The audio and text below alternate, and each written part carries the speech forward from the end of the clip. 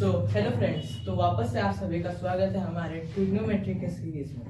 तो आज मैं क्या करने वाला हूँ, बेसिकली जितना भी मैंने पिछले क्लास में रटवाया था सारे डी रेशियोज को, आज मैं इनका ट्रिक बताने वाला हूँ और जो हमारे बेसिकली जो ट्रिग्नोमेट्रिक आइडेंटिटीज होता है उसके बारे में छोटा सा इंट्रोडक्शन देने वाला हूँ और उसके बेसिस पे हम कुछ क्वेश्चंस भी तो ये था मैंने जितना भी लास्ट क्लास में बताया था। लास्ट क्लास में मैंने बताया था टी रेशियोज के बारे में। तो यहाँ पे टी रेशियोज हमने ये तो याद किया था कि sin theta equal to p by h, cos theta equal to p by h, ऐसे ऐसे। तो ये याद रखने की जरूरत नहीं, सिंपल सा एक फनी ट्रिक बताता हूँ आपको। sin थीटा कैसे याद रखना है? sin पागल है, ठीक है। फिर cos थीटा को कैसे याद रखना है? cos भोला है, ठीक है। फिर tan थीटा पागल भी है, भोला भी है, ठीक है। तो क्या याद रखना? sin पागल है, cos भोला है और tan पागल भोला दोनों है। तो चलिए ये तीनों तो याद हो गया, बाकी के तीन का क्या करना है? सिंपली याद रखना है sin थीटा का इनवर्स होता है cosec थीटा, cos थीटा का इनवर्स होता है sec थीटा और tan थीटा का इनवर्स होता है cot थीटा। तो चलिए आज, और उस दिन एक फॉर्मूला छूट गया था, दो फॉर्मूले। पहला फॉर्मूला था कि जो हमारा sin थीटा होता है sin theta by cos theta, ये किसके बराबर होता है? tan थीटा की, ठीक है। इसका वेरिफिकेशन हम कर, ये किसके बराबर होना चाहिए? tan theta p upon b, ठीक है। तो इस इक्वेशन में देखें तो p by h into h by b is equal to p by b, h cut गया तो hence p by b is equal to p by b। ये तो वेरीफाई हो गया।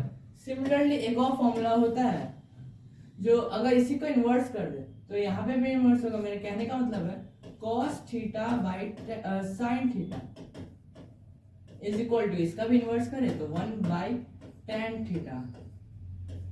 तो 1 बाय tan थीटा हम क्या पढ़े थे?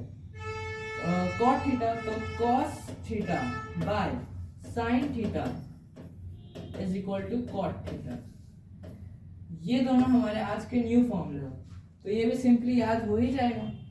अब बढ़ते हैं हम आइडेंटिटीज की तरफ। तो ट्रिग्नोमेट्री में फिलहाल तक हमें तीन आइडेंटिटीज पढ़नी। पहले sin square theta plus cos square theta is equal to 1। दूसरा sec square theta minus tan square theta is equal to 1। और तीसरा होता है cosec square theta minus cot square theta, ये भी होता है 1 बराबर। अब भले ऐसे कैसे हो गया? तो चलिए किसी एक को हम वेरीफाई करके देख लेते हैं। तो पहले हम यहाँ पे एक चीज समझ लेते हैं, कंसेप्ट है। sin स्क्वायर थीटा का मतलब क्या हुआ? sin theta into sin theta, ठीक है। तो आपके मन में क्वेश्चन आएगा तो हम इसको sin स्क्वायर थीटा ही क्यों लिखें? इसको तो हम ये भी लिख सकते थे sin थीटा स्क्वायर। तो क्या होता है, जो ये एंगल हमने लिया था इस ट्रायंगल में, जब हम sin थीटा को स्क्वायर करते हैं यानी कि p बाई h को स्क्वायर करते हैं, हम थीटा तो वही रहता है, हम थीटा को स्क्वायर नहीं करते, जो उसका रेशियो है sin थीटा का रेशियो p बाई h, हम उसका स्क्वायर करते हैं। तो ये गलत तरीका है लिखने का। तो चलिए पहले फॉर्मूले को वेरीफाई कर लेते हैं। तो sin स्क्वायर थीटा, हाँ sin थीटा क्या होता है? sin पागल है यानी कि p by h। sin square theta यानी कि sin थीटा का square plus cos square theta, cos theta क्या होता है? cos भोला है यानी कि b by h। cos theta का स्क्वायर इज इक्वल टू 1। यही तो हमें प्रूफ करना है। नेक्स्ट ये हो जाएगा p square upon h square plus b square upon h square is equal to 1। LCM यहाँ पे लेंगे, ये हमारा h स्क्वायर आ गया नीचे, ये हो गया p square plus b square is equal to 1। अब यहाँ पे देख के लग रहा है अरे ये क्या है, ये तो बड़ा अजीब सा टर्म आ गया। फिर हमें याद आता है एक टर्म, जिसको कहते हैं पाइथागोरस थ्योरम, जो कि क्या कहता है, किसी भी राइट एंगल ट्रायंगल में हाइपोटेनस का स्क्वायर होता है वो perpendicular square plus base square होता है।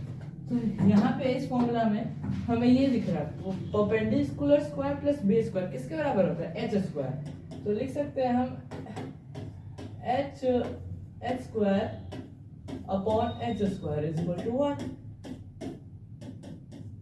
1 is equal to 1, has verified. तो सिमिलरली ये सारे फॉर्मूले के भी वेरिफिकेशन होते हैं।